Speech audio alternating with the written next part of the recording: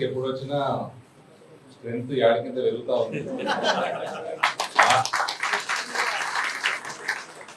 నూతనంగా రాష్ట్ర పార్టీ కార్యదర్శిగా ఎన్నికైన శ్రీమతి శ్రవంతి రెడ్డి గారికి శుభాకాంక్షలు తెలియజేస్తా ఉన్నా.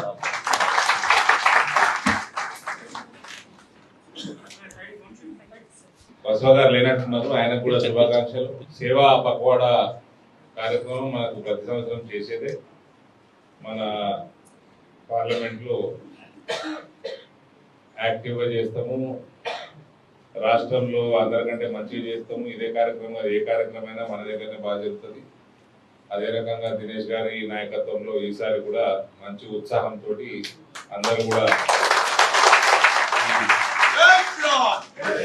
సేవా కార్యక్రమాల్లో పాల్గొనాలని అందరినీ రిక్వెస్ట్ చేస్తా ఉన్నా. లోకల్ బాడీ ఎలక్షన్లు కూడా వస్తా ఉన్నాయి. కాంగ్రెస్ వాళ్ళు అందరూ పొద్దున సాయంత్రం ఫోన్ చేసి మాట్లాడుతున్నారు. వాళ్ళ సర్వే ప్రకారం వాళ్ళకి ఒక్క సీట్ కూడా వస్తలేదు. ఒక్క జెడ్పీటీసీ కూడా కాంగ్రెస్ గెలిచే పరిస్థితి లేదు జిల్లాలో, ఇంక్లూడింగ్ అదేంది 5-6 బాన్స్వాడ కలుపుతారు.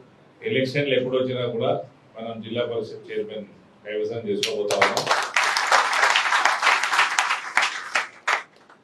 మ్యాక్సిమం ఎంపీపీలు కూడా గెలవాల్సిందిగా మనం ఒక దృఢ సంకల్పంతో ఈసారి మనం చాలా అగ్రెసివ్గా పనిచేద్దాం ఎలక్షన్లు ఎప్పుడు వచ్చినా కూడా.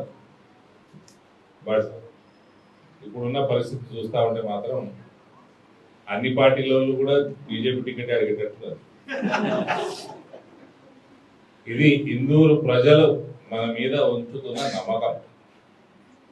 ఇందూరు ప్రజలు, ఇందూరు పట్టణ ప్రజలు కానీ, మున్సిపాలిటీలో, జిల్లాలో కానీ, పార్లమెంట్ మొత్తంలో కానీ ప్రజలు మన మీద ఉంచుతున్న నమ్మకం.